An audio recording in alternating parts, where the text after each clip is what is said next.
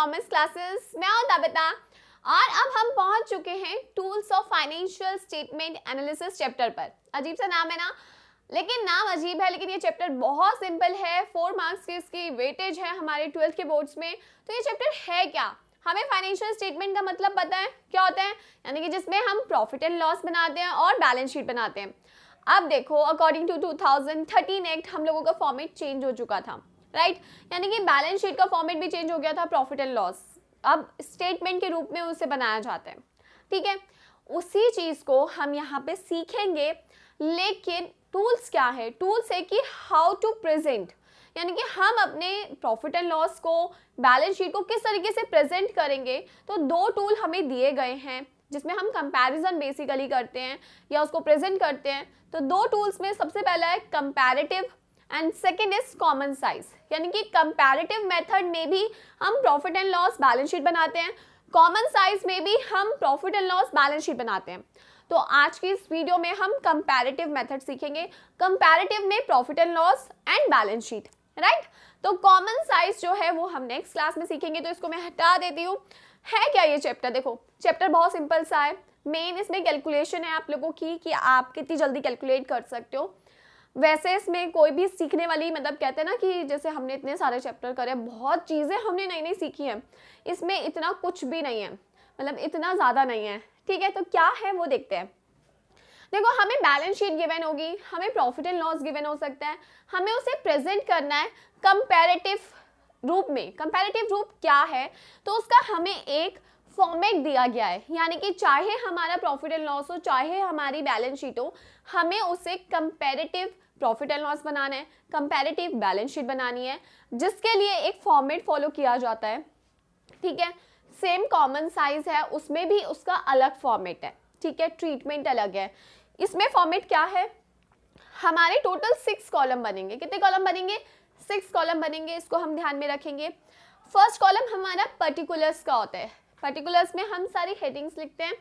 उसके बाद note number का होता है, जो कि ज़्यादातर यूज़ नहीं किया जाता। इसके बाद previous year, then current year. ठीक है, हमें पता है कि हमारी बैलेंस शीट भी जो है वो प्रीवियस ईयर करंट ईयर यानी कि कंपैरिजन के रूप में होती है। हमें यहाँ पे वही प्रीवियस और करंट ईयर का अमाउंट लिखना है। इसके अलावा हमें एब्सोल्यूट चेंज का एक कॉलम बनाना है, दैट इज 5th कॉलम, 1 2 3 4 5। ठीक है, 5th कॉलम में ये एब्सोल्यूट चेंज होता है कि कितना चेंज हम आया हमारे प्रीवियस ईयर के कंपैरिजन में करंट ईयर में। ठीक है, उसके बाद हम परसेंटेज चेंज निकालते हैं, जिसका एक कॉलम बनता है। कैसे निकालते हैं अभी सीखेंगे। अब इसमें एक खास चीज़ बताती हूँ, इसकी जो बैलेंस शीट है उसे सॉल्व करना बहुत सिंपल है। प्रॉफिट एंड लॉस में ऑफ कोर्स 2-3 चीज़ें जो आपको सीखनी पड़ेंगी, लेकिन जो बैलेंस शीट है वो बहुत इजी है। कैसे इजी है? हमें क्वेश्चन में, आप अपनी बुक का कोई भी क्वेश्चन उतार सकते हो, हमें बुक में हमें बैलेंस शीट गिवन होगी। ठीक है, हमें क्या गिवन होगा? बैलेंस शीट गिवन होगी। बैलेंस शीट में हमें पर्टिकुलर्स, नोट नंबर, उसके बाद हमें करंट ईयर और प्रीवियस ईयर गिवन होता है, यानी कि सबसे पहले करंट ईयर मेंशन होता है, उसके बाद प्रीवियस ईयर मेंशन होता है। ठीक है, इस तरीके से हमें क्वेश्चन में भी गिवन होगा। हमें वो बोलेंगे कंपैरेटिव बैलेंस शीट बनाओ। कैसे करेंगे? सबसे पहले जो बैलेंस शीट है ना, बैलेंस शीट का पर्टिकुलर्स का जो कॉलम है एज इट इज उतार लो। एज इट इज मतलब जैसा है सेम टू सेम कॉपी कर लो, चीटिंग कर लो उसमें से देख के। ठीक है, चीटिंग करने में तो हम वैसे ही माहिर हैं, तो चीटिंग ही करनी है। अपने क्वेश्चन पेपर में से सेम पर्टिकुलर्स का कॉलम उतारना है। किस चीज का ध्यान रखना है? ध्यान इस चीज का रखना है कि प्रीवियस ईयर यहाँ पे पहले लिखा जाएगा, यानी कि ए कॉलम जो है वो प्रीवियस ईयर का है, बी कॉलम जो है वो करंट ईयर का है। तो जो प्रीवियस ईयर का हमें अमाउंट गिवन होगा वो हमें यहाँ पे लिखना है। टोटलिंग जैसे बैलेंस शीट में गिवन है सेम एज इट इज होगी, आपको कुछ अपनी तरफ से करने की जरूरत नहीं है, सिर्फ आपको पेन चला के उसे लिखना है। ठीक है, आपको प्रीवियस ईयर का अमाउंट गिवन है, करंट ईयर का लिखोगे ध्यान रखकर। उसके बाद अब आपकी कैलकुलेशन स्टार्ट होगी। कैलकुलेशन में क्या करना है? देखो, हमारा इस कॉलम का नाम है चेंज, एब्सोल्यूट चेंज। ये हमारा चेंज कितना आया, कम, बड़ा, कम हुआ, कितना चेंज आया। तो उसके लिए हम चेंज के लिए सी कॉलम है, जो हम कैसे फाइंड आउट करेंगे? बी माइनस ए, यानी कि करंट ईयर में से प्रीवियस ईयर को माइनस करेंगे। ये ध्यान रखते हैं कि करंट में से प्रीवियस ईयर को ही माइनस करना है, तो हमारा आएगा 6 लाख। जैसे मैंने 18 में से 12 लाख माइनस किया, अगर यही चीज़ हमारी ऐसे होती कि पहले हमारा ये 20 लाख होता तो हमारी फिगर माइनस में आती, क्योंकि 18 लाख माइनस 20 लाख 2 लाख, तो उसे हम ब्रैकेट में शो करेंगे। तो जो भी चीज़ माइनस में होगी उसे हम ब्रैकेट में शो करते हैं, चाहे प्रॉफिट एंड लॉस ही क्यों ना हो। तो आप कैसे दिखाओगे इसे? 18 माइनस 12 दिखाएंगे। क्या करना है? करंट ईयर में से प्रीवियस ईयर माइनस करना है। उसके बाद 6 माइनस 3 कितना हुआ? 3 लाख। देन 24 माइनस 15 कितना हुआ? 9 लाख। ऐसे ही आपको नीचे एसेट्स का भी सब कुछ गिवन होगा, आप उसे भी सेम एज इट इज उतारोगे और इस तरीके से चेंज निकालोगे कि कितने का चेंज आया। उसके बाद आपको परसेंटेज निकालिए। परसेंटेज का फॉर्मूला हमें गिवन है C अपॉन में A इंटू 100, यानी कि हमारा जो चेंज आया दैट इज 6 लाख का, वो हमारे प्रीवियस ईयर के रेफरेंस में कितना परसेंट है। तो प्रीवियस ईयर अगर मेरा 12 लाख था तो कितने का चेंज हुआ? ये 6 लाख। 12 लाख का कितना होता है? नॉर्मली बता सकते हैं हम 50% होता है। अगर कट भी करेंगे तो देखो 50 से 50, 6 2 12 एंड 50, राइट। तो 50% लिख देंगे हम।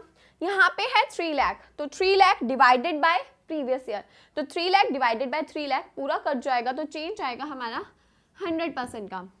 9 लाख डिवाइडेड बाय किसका? 9 lakh divided by 15 lakh into 100। देखो जो भी जीरोस थी वो तो हमारी कट जाएंगी।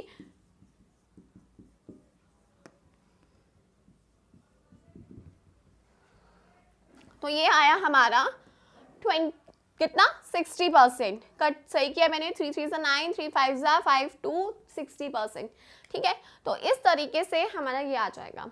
आप ऐसे ही सेम एसेट साइड को भी सॉल्व करोगे और आप देखोगे कि आपका ये कॉलम बिल्कुल 9 लाख यहाँ पे भी मैच होना चाहिए। हमारा ये कॉलम बैलेंस शीट का चेंजेस का भी asset with respect to liability match होना चाहिए। ये चीज़ हमें पता है कि जो हमारे एसेट्स का टोटल होता है वही हमारे एसेट्स का टोटल होता है वही हमारी लाइबिलिटी का भी टोटल होता है, राइट। तो अगर करंट ईयर के एसेट्स जितने हैं उतनी लाइबिलिटी होगी, तो जितने का इधर चेंज आया उतने का इधर आया होगा, जितने की परसेंटेज यहाँ चेंज होगी उतने की यहाँ होगी। तो इसके थ्रू आप अपनी कैलकुलेशन भी चेक कर सकते हो कि आपने कैलकुलेशन सही करी है या नहीं। कैसे? आप इनकी टोटलिंग को मैच करके इनकी कैलकुलेशन चेक कर सकते हो। तो बैलेंस शीट बनाना बहुत सिंपल है, सिर्फ इस फॉर्मेट को समझना है जिसमें 6 कॉलम है। अगेन 6 कॉलम में पर्टिकुलर एज इट इज उतर जाएगा। नोट नंबर में हालांकि कुछ नहीं आता। उसके बाद A B, जिसमें आपको क्या ध्यान रखना है? प्रीवियस ईयर पहले आएगा, करंट ईयर बाद में आएगा। फिर आपको करंट ईयर में से प्रीवियस ईयर माइनस करना है। देन जो भी चेंज आया है with respect to previous year कितना आया है वो हमें निकालना होता है। तो ये था बैलेंस शीट। ये थी बैलेंस शीट की प्रेजेंटेशन कंपैरेटिव में। अब हम करेंगे प्रॉफिट एंड लॉस की।